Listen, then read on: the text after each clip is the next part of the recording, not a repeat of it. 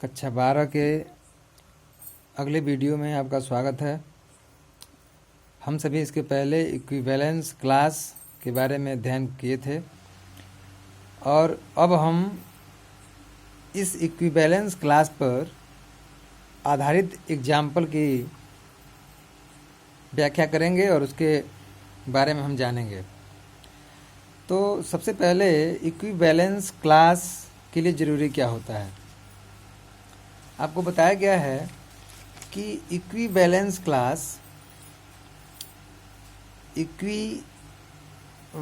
Class को हम तुल्यता वर्ग के नाम से जानते हैं और इसकी गहन डिफिनीशन और इसकी व्याख्या इसके पहले वाले वीडियो में की गई है। अब हमको यहाँ पर इक्विवेलेंस क्लास के बारे में न जानकर इक्विवेलेंस क्लास पर संबंधित उदाहरण को जानना है और हम उदाहरण पढ़ेंगे तो हमको अगर कहीं थोड़ी बहुत दिक्कत होगी वो भी हमको क्लियर हो जाएगी। तो देखिए, इक्विवेलेंस क्लास के पहले एक रिलेशन आया था जिसका नाम था इक्विवेलेंस रिलेशन। इसको कहते हैं तुल्यता संबंध। तो कोई भी इक्विवेलेंस क्लास जब हम अध्ययन करेंगे तो उस इक्विवेलेंस क्लास को अध्ययन करने से पहले हमको इक्विवेलेंस रिलेशन के बारे में जानना है। यानी कहने का तात्पर्य यह है कि जब तक कोई रिलेशन इक्विवेलेंस रिलेशन नहीं होता तब तक हम उस पर इक्विवेलेंस क्लास की चर्चा नहीं कर सकते। यानी इक्विवेलेंस क्लास की चर्चा करने के लिए किसी भी रिलेशन को इक्विवेलेंस रिलेशन होना आवश्यक है। यानी और स्पष्ट भाषा में हम इसको समझें तो हम ये कहेंगे कि इक्विवेलेंस रिलेशन जब तक कोई रिलेशन नहीं होगा, यानी जब तक कोई संबंध तुल्यता संबंध नहीं होगा तब तक हम तुल्यता वर्ग के बारे में नहीं पढ़ सकते। यानी तुल्यता वर्ग पैदा हुआ है तुल्यता संबंध से, तो जब तक तुल्यता संबंध नहीं होता तुल्यता वर्ग के बारे में हम व्याख्या नहीं करेंगे। अब रही बात इक्विवेलेंस रिलेशन किसको कहते हैं, तो कोई भी रिलेशन मान लीजिए आर है, उस आर को स्वतुल्य होना पड़ेगा,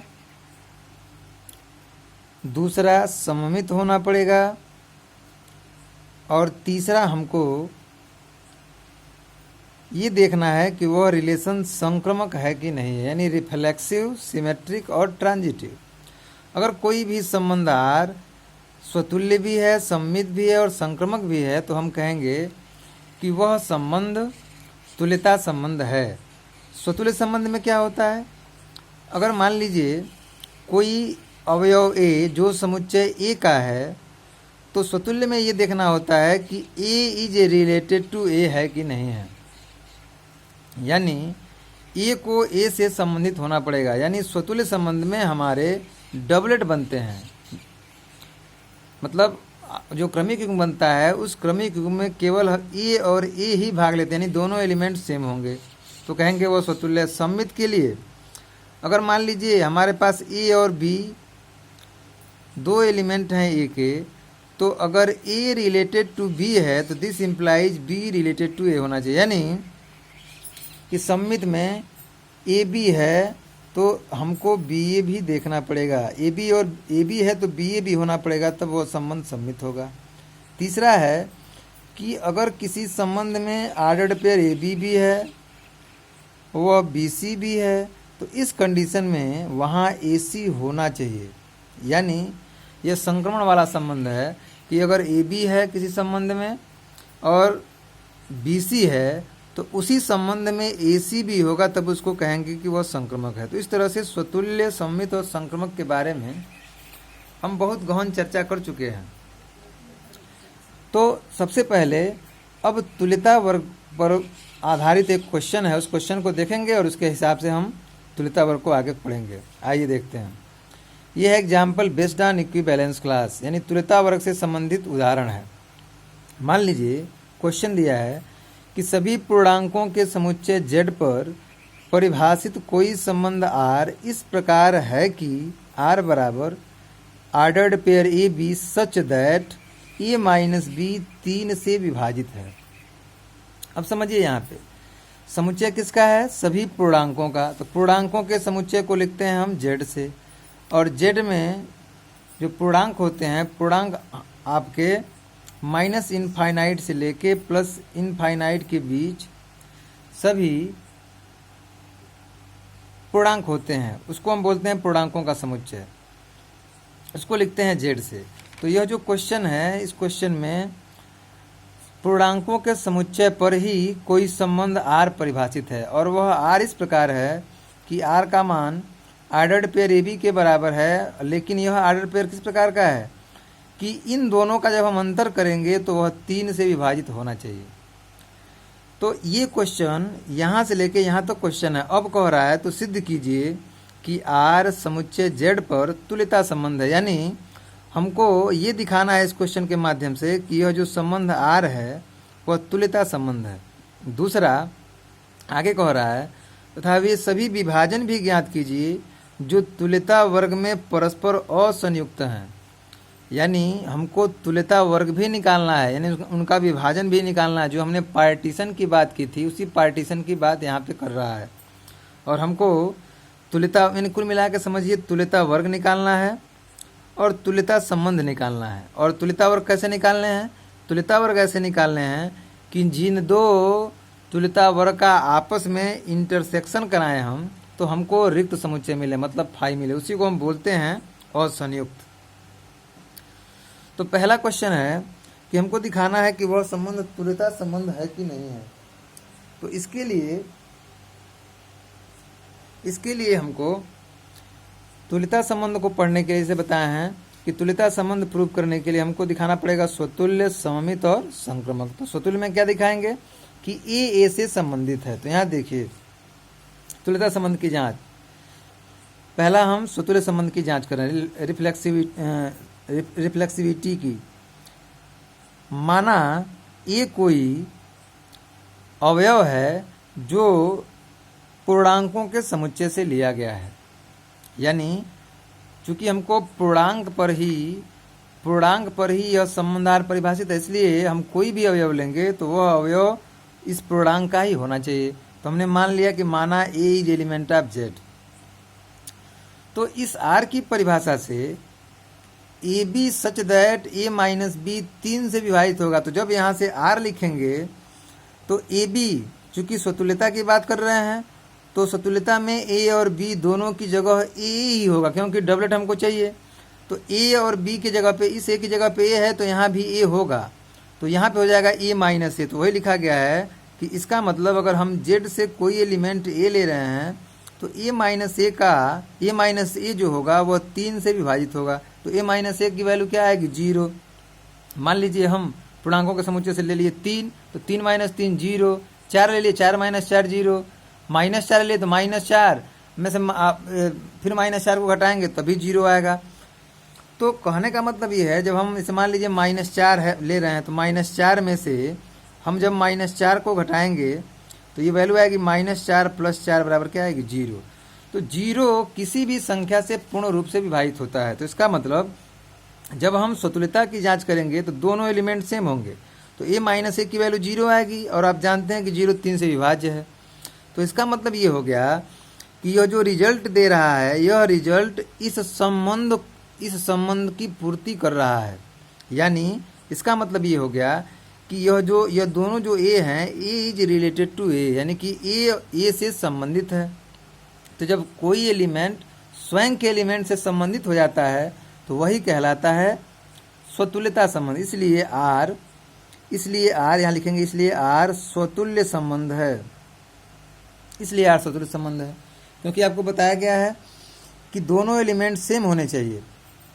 तो दोनों, जब अगर मान लीजिए यहाँ पे स्वतुल्यता लेंगे तो वो क्या मिलेगा? इससे ए और ए मिलेगा।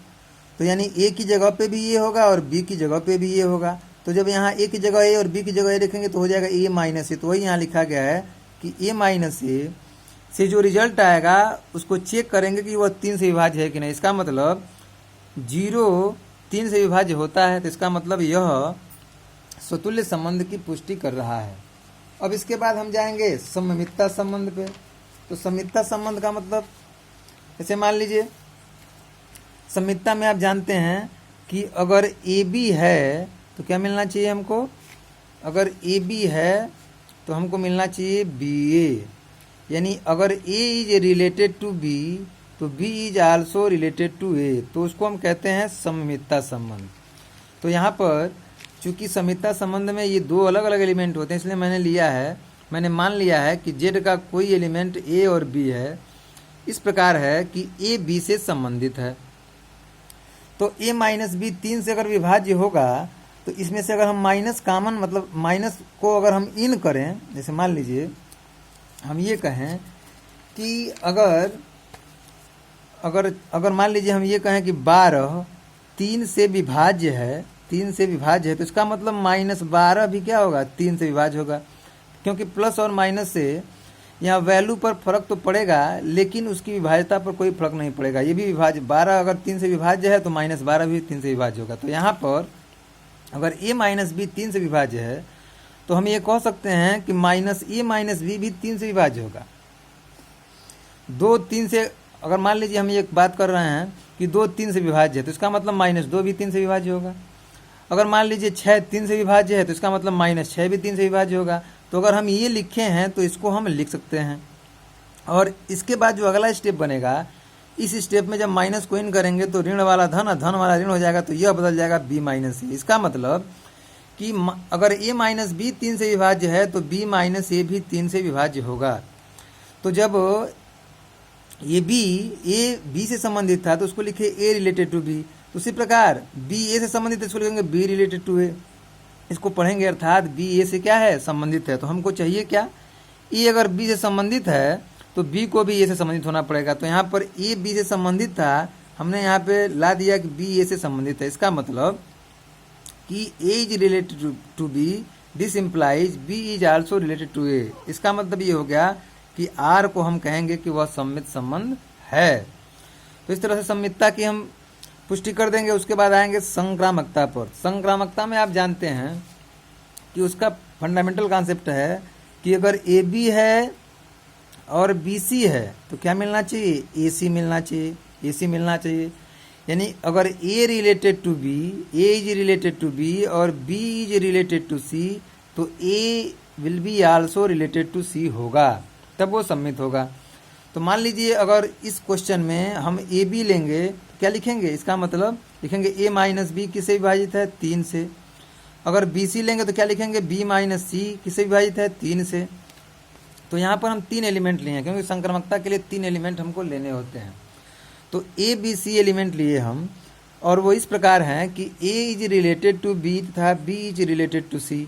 तो इसका मतलब ये हो गया कि अगर ए बी से संबंधित है इसका मतलब ए माइनस बी 3 से विभाज्य होगा, और बी सी संबंधित है इसका मतलब हो गया बी माइनस सी भी 3 से विभाज्य होगा। तो जब अगर मान लीजिए यहाँ पर 2 एलिमेंट ले रहे हैं, अगर 6 3 से विभाज्य है और 9 भी 3 से विभाज्य है, तो इसका मतलब अगर इन दोनों को जोड़ें हम 6 + 9 तो ये भी किससे विभाज्य होगा, 3 से।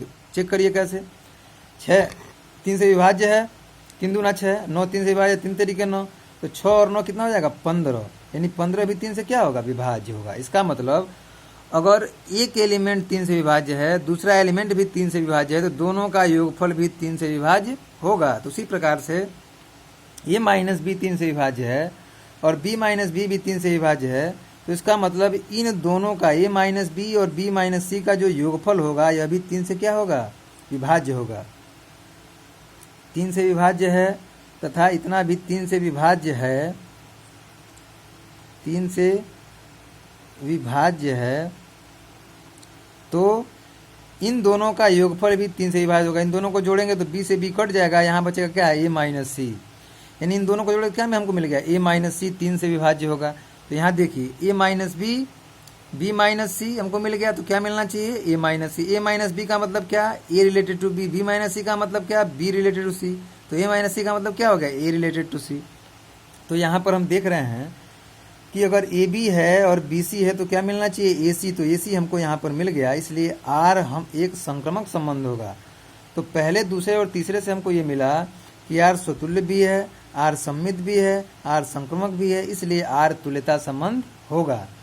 अब इसके बाद हम चर्चा करेंगे, इस क्वेश्चन का पहला पार्ट तो पूर्ण हुआ कि हमको ये दिखाना था कि यह तुल्यता संबंध है कि नहीं है, तो हमने ये चेक कर लिया कि यह तुल्यता संबंध है। अब हमको दिखाना ये है तुल्यता वर्ग के बारे में। तो तुल्यता वर्ग तभी परिभाषित होता है जब कोई संबंध तुल्यता संबंध हो। तो अभी हम तुल्यता संबंध को प्रूव कर दिए। अब देखिए, चूंकि यहाँ पर बात किसकी हो रही है, यहाँ पर बात हो रही है जेड की, और जेड क्या है, सभी पूर्णांकों का समुच्चय है। सभी पूर्णांक में क्या आएंगे, मान लीजिए -6, -5, -4, -3, 1, 2, 3, 4, 5, 0, ये सब पूर्णांक कहलाते हैं। यानी सभी पूर्णांकों में नेगेटिव टर्म भी और पॉजिटिव टर्म भी 0 के साथ सम्मिलित होते हैं।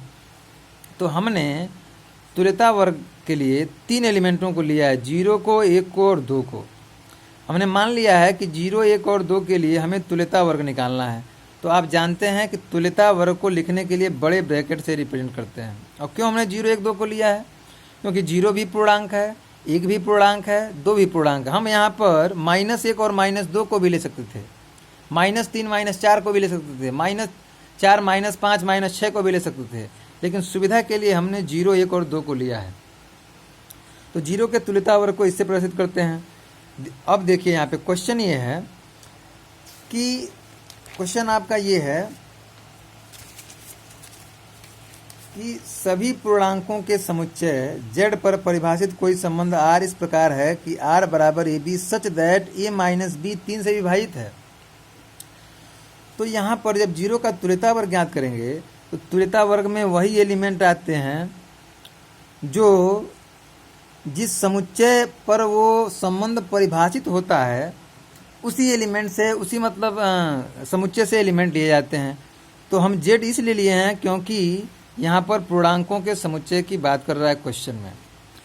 तो इसकी परिभाषा है कि तुल्यता वर्ग 0 का मान निकालना होगा, तो ये बराबर होगा x is element of z, यानी z के एलिमेंट को ही लेंगे, लेकिन होना क्या चाहिए, x को 0 से, यानी जिस एलिमेंट को यहाँ पर लेंगे उसको 0 से, जिसका तुल्यता वर्ग ज्ञात करना है, उससे संबंधित होना चाहिए। तो x रिलेटेड टू 0 का मतलब क्या हो गया, x माइनस 0 3 से विभाज्य होगा, क्योंकि यहाँ पर a रिलेटेड टू b का मतलब क्या है, a माइनस b 3 से विभाजित है। उसी तरह से यहाँ पर देखेंगे कि x रिलेटेड टू 0 का मतलब क्या हो गया, x माइनस 0 3 से विभाज्य होगा। तो x के जगह पर कोई वैल्यू लेंगे, जैसे मान लीजिए हम ले लिए -8, सॉरी x की जगह पे हम मान लीजिए हम ले लिए -6, तो -6 -0 की वैल्यू आएगी -6 3 से विभाज्य होगा।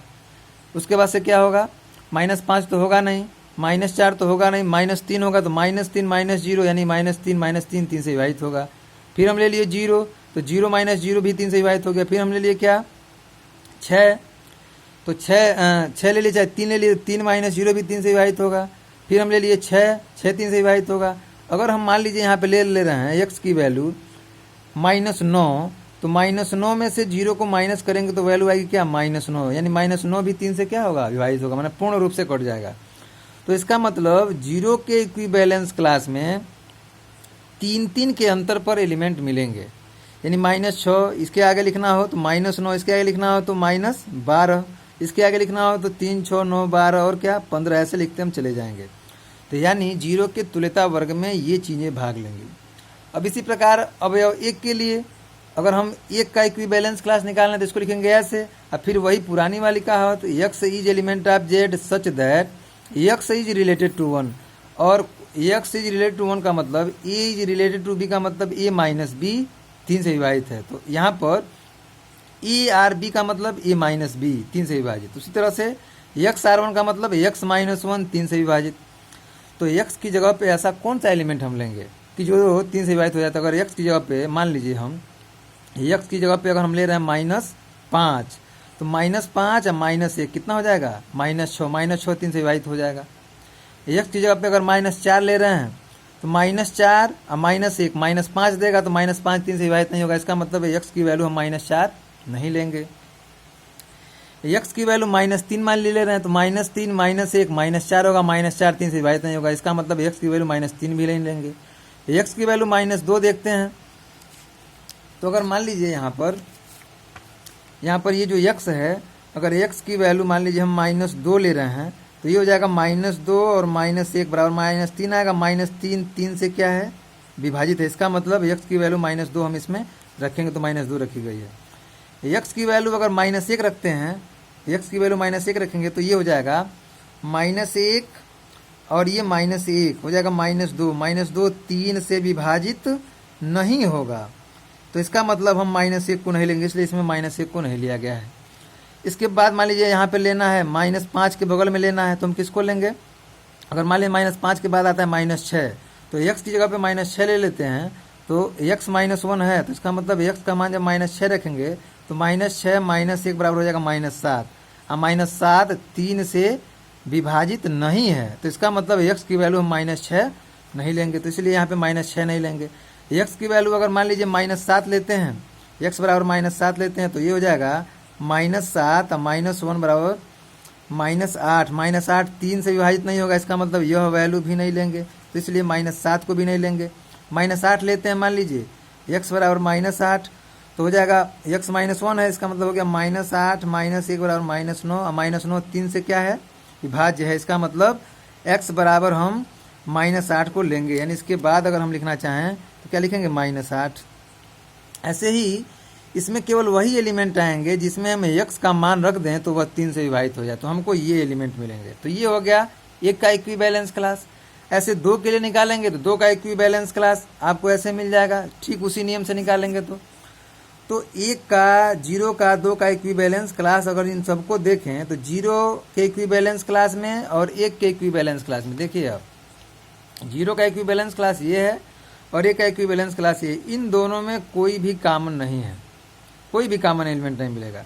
ऐसे 0 को ले लें और 2 को ले लें तो 0 और 2 में भी कोई कॉमन नहीं मिलेगा, इनकी 0 1 और 2 इन तीनों के तीनों इक्विवेलेंस क्लास में कोई भी कॉमन एलिमेंट नहीं होगा आपस में। तो इसीलिए हम देख सकते हैं कि इक्विवेलेंस क्लास ऑफ 0 1 एंड 2 ये परस्पर असंयुक्त हैं। असंयुक्त क्यों है? क्योंकि इन तीनों में आपस में कुछ भी कॉमन नहीं है तथा हम ये देख रहे हैं कि 0 को 1 को और 2 को तीनों का यूनियन कर लें आपस में तो हमको क्या मिल जाएगा? फिर पूर्णांक का समुच्चय मिल जाएगा। तो इसके पार्टीशन हो जाएंगे क्या? 0 1 और 2, यही हमको ज्ञात करना था। तो इस तरह से आप इसको ध्यान से देखेंगे, पढ़ेंगे और कोई कन्फ्यूजन होगा तो आप हमको चैटिंग के माध्यम से अवगत कराएंगे। धन्यवाद।